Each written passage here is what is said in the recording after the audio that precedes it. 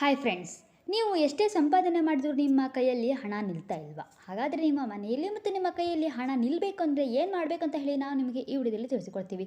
ಹಾಗಾಗಿ ಫ್ರೆಂಡ್ಸ್, ವಿಡಿಯೋನ ಸ್ಕಿಪ್ ಮಾಡದೆ ಕೊನೆಯ ತನಕ ನೋಡಿ. ಹೌದು, ಮೊದಲನೇದಾಗಿ ನೀವು ಸೂರ್ಯ ಹುಟ್ಟೋಕ್ಕಿಂತ ಮುಂಚೆನೇ ಎದ್ದೇಳಬೇಕು. ಇನ್ನು ಎರಡನೇದಾಗಿ ದೇವರ ಫೋಟೋ ಮತ್ತು ವಿಗ್ರಹಗಳಿಗೆ ಅಷ್ಟಗಂಧವನ್ನು ಇಟ್ಟು ನೀವು ಪೂಜೆ ಮಾಡಬೇಕು.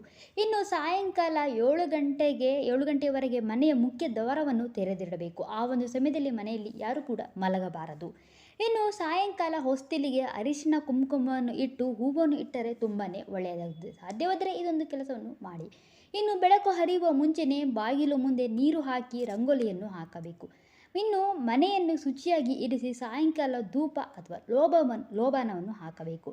ಇನ್ನು ಮನೆಯನ್ನು ಒರೆಸುವಾಗ ಸ್ವಲ್ಪ ಕಲ್ಲುಪ್ಪು ಮತ್ತು ಸ್ವಲ್ಪ ಅರಿಶಿನವನ್ನು ಸೇರಿಸಿ ಮನೆಯನ್ನು ಒರೆಸಿದರೆ ತುಂಬಾ ಒಳ್ಳೆಯದು. ಇನ್ನು ಮನೆಯ ಉತ್ತರ ಕಡೆಯ ಕಿಟಕಿಗಳನ್ನು ಯಾವಾಗಲೂ ತೆರೆದಿಡಬೇಕು. ಇನ್ನು ದಕ್ಷಿಣ ಕಡೆಯ ಕಿಟಕಿಗಳನ್ನು ಮುಚ್ಚಬೇಕು. ಮತ್ತಿನ್ನು ಮನೆಯಲ್ಲಿ ಹಣವನ್ನು ಎಲ್ಲೆಂದರಲ್ಲಿ ಇಡಬಾರದು, ನಿಮ್ಮ ಬೀರುವಿನಲ್ಲಿಯೇ ಇಡಬೇಕು. ಇನ್ನು ಮನೆಯ ಹಿಂಬಾಗಿಲನ್ನು ತೆರೆದಿಡಬಾರದು, ಅದನ್ನು ಯಾವಾಗಲೂ ಮುಚ್ಚಬೇಕು. ಮನೆಯ ಮುಖ್ಯ ದ್ವಾರವನ್ನು ತೆರೆದಿಡಬೇಕು. ಇನ್ನು ನಿಮ್ಮ ಪರ್ಸ್ನಲ್ಲಿ ಅಥವಾ ಲಾಕರ್ನಲ್ಲಿ ಅಥವಾ ಬೀರುವಿನಲ್ಲಿ 5 ಏಲಕ್ಕಿಗಳನ್ನು ಇಟ್ಟರೆ ನಿಮಗೆ ಹಣದ ಕ್ರೋಢೀಕರಣ ಅನ್ನೋದು ಆಗ್ತಾ ಹೋಗುತ್ತದೆ. ಸೊ ನೋಡೋದಲ್ಲ ಫ್ರೆಂಡ್ಸ್, ಇಷ್ಟು ಮೆಥಡ್ಗಳನ್ನು ಫಾಲೋ ಮಾಡೋದ್ರಿಂದ ನೀವು ಮಾಡುತ್ತಿರುವಂಥ ಕೆಲಸ ಕಾರ್ಯಗಳಲ್ಲಿ ಯಶಸ್ಸು ಸಿಕ್ಕಿ ನಿಮ್ಮ ಕೈಯಲ್ಲಿ ಹಣ ಅನ್ನೋದು ಉಳಿತಾ ಹೋಗುತ್ತದೆ.